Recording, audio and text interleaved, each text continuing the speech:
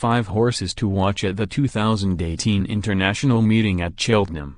Matt Brocklebank highlights a handful of horses he expects to light up this weekend and #X27's International Meeting at Cheltenham.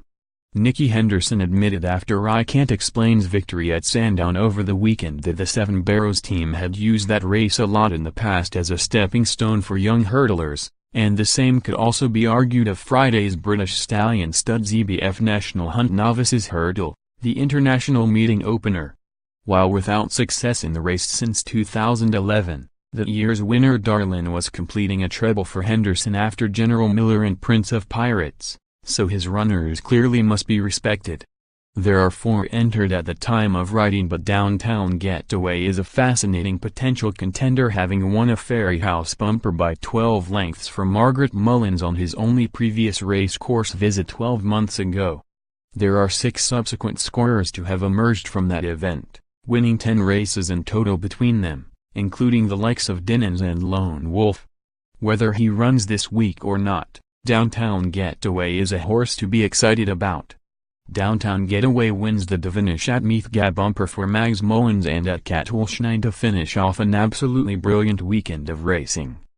#Fairyhouse #winterfestival pic.twitter.com/EWWDMH7 Real don't allow drovers lane to sneak in under your radar, no matter which option connections decide to take up.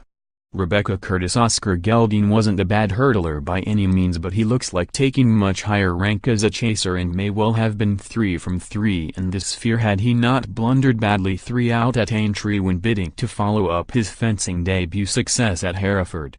He got back in the groove with a smooth 11-length victory from a mark of 135 at Market Rasen last month, and he looks more than capable of mixing in decent company as the season goes on. It's pretty clearly we didn't see the best of a lot of Philip Hobbs' horses last season, and he's begun the campaign with a lot of well-handicapped runners in light of a relatively poor return last time around. One such example looks to be Masterwork, who struggled after winning on debut last October but has really hit his straps now, defying an £8 rise for winning at Warwick when following up with ease at Leicester. This will demand more, but running here under a £7 penalty before the assessor has fully have his say makes a lot of sense, and he just looks a really well-treated 2-mile hurdler who has a load more to offer. It's hard not to be excited about seeing Vindication stepping up to 3 miles at some point, never mind Christmas. But Kim Bailey is sticking at 2.5 for the time being, and it'll be very interesting to see how he fares against some quality opposition following a comfortable chasing debut success at Carlisle.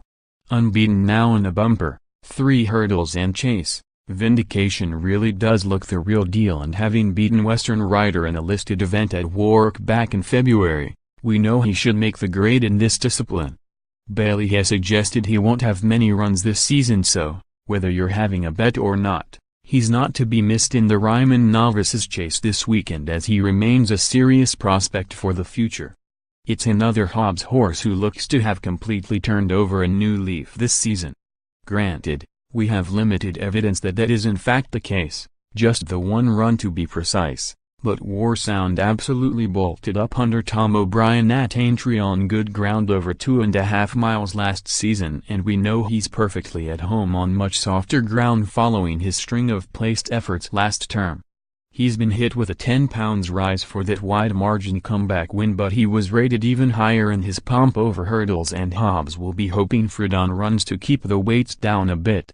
The Yard won the Caspian Caviar Gold Cup in 2015 with Village Vic, who suddenly shot up the ratings from 125 to 157 this season, and there's a chance we could be looking at a similar type here.